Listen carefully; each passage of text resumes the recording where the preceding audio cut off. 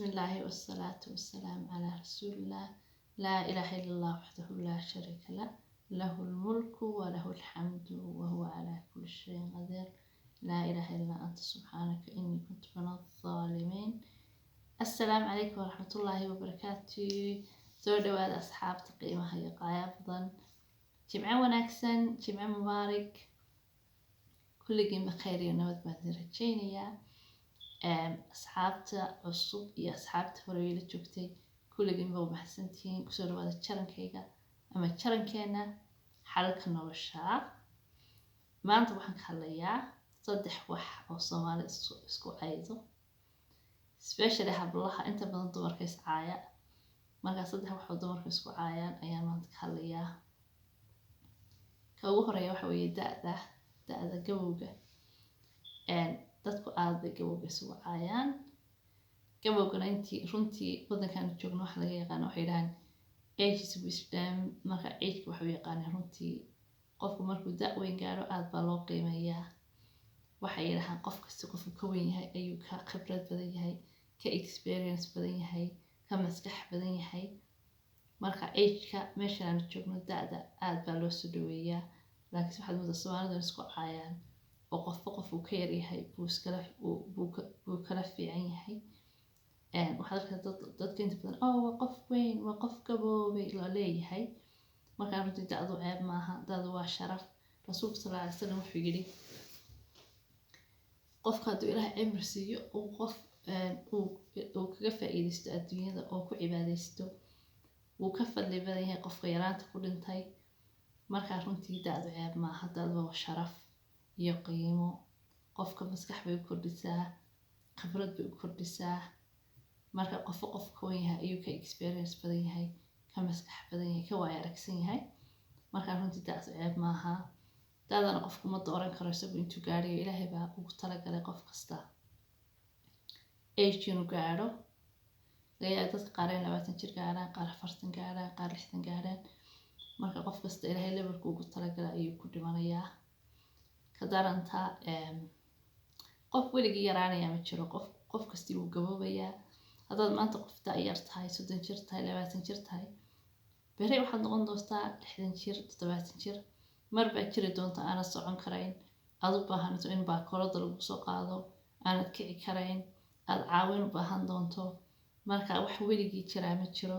Haddaad maanta da' yar tahay beri waad gaboobaysaa. Marka qof in age lagu caaya waa ceeb. Runtii waxay la tahay caqli yaraan bay ila tahay aniga, jaahilnimo ila tahay, wax fiican maaha. Marka qof never weligaa iyo Allaha never ever qof bini aadan ah ku caayin age-kiisa iyo da'diisa. Da'duna ceeb maaha, da'du waa sharaf. Markaasaa ogaada insha Allah. Ka labaad waxa weeye la isku caaya aan arkay runtii aan la yaabay waxa weeye faqiirnimada. Qofku inuu faramaran yahay oo aanu lacag haysan waxun baa loo arkaa. Marka runtii risiqa Ilaahay baa qaybiya. Dadka Ilaahayna lacag ku siiyaa oo xoolo siiyaa, dadka qaar Ilaahay wuxuu ku yareeyaa. Marka min Allahi weeye. Runtii faqiirnimaduna qalinimada iyo faqiirnimadu labadaba waa imtixaan. Marka Ilaahay wuxuu eegayaa waxaad ku samayso lacagtaada. Haddii Ilaahay lacag fara badan ku siiyo maaha inuu dadka kaa jecel yahay, maaha inuu dadka fiican tahay, laakiinse waa min imtixaan. Inta badanna dadku nimcada iyo marka qofka nimcada lagu imtixaamo inta badan ma garto, laakiinse qofka lagu imtixaama faqriga iyo dhibaatada inta badan wuu ku sabraa. laakiinse laga yaabaa qofkan Ilaahay koolkoolinaya ee lacagta siinaya ee xoolaha siiya inaanu ogaanba oo hadhow nimcadii Ilaahay ku kufriyo oo aanu Ilaahay uga mahadnaqin. Marka aakhiro ay ku noqoto ay cadaab ku noqoto oo markuu nimcada Ilaahay ku kufriyo hadhow Ilaahay ku cadaabo laga yaabay. Markaas runtii nimcadu waa imtixaan, lacagtu waa imtixaan, faqiirnimaduna waa imtixaan. Labadu waa imtixaan. Qofku mana dooran karo. Adduunyada laba choice ma lihin.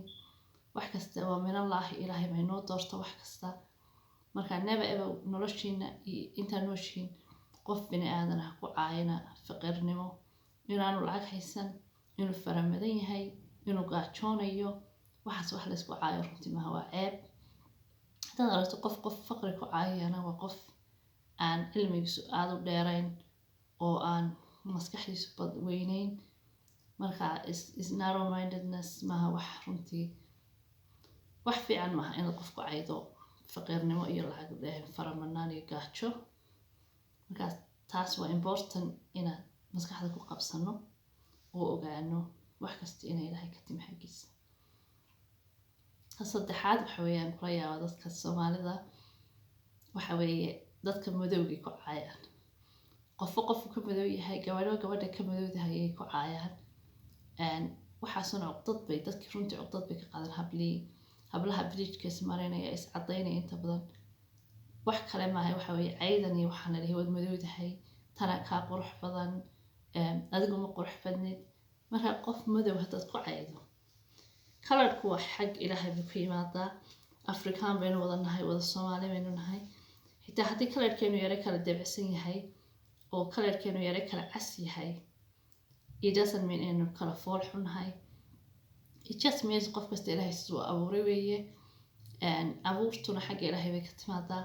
marka qof in madow lagu caayo anigu runtii waxaan u arkaa caqli yaraan iyo waan u arkaa anigu runtii jaahilnimo. wax fiican runtii maaha. marka haddaad aragto qof ku caayaya madow iyo fool xumo, because ilaahay baa qof kasta abuuray, bini'aadamku waxba ma abuuri karaan. ilaahayna wuxuu yidhi dadka bini'aadamka waxaanu ka abuuray wax ugu quruxda badan ayaanu ka abuuray. marka qof in kalarkiisa lagu caayo runtii waa ceeb bay la tahay. halkana waxay dadkii racist bay yidhahaan waddankan aanu joogno dhogor sooc bay u yaqaanaan. qof hadduu imika ku yidhaho qof madow baa tahay oo kalarkaaga kugu caayo, maxkamad baa saari kartaa, waad ashkateyn kartaa. markaa iska ilaaliya waxyaalahaas oo kale in qofka kalarkiisa lagu caayo ma fiicna. marka maanta intaasaan asxaabada la qaybsanaya. hope you enjoyed this video. inshallah waa jimce wanaagsan. inoo soo duceeya dad walaala ah oo isgarabsada oo isu qalbi fayow oo isjecel inshallah aan noqono.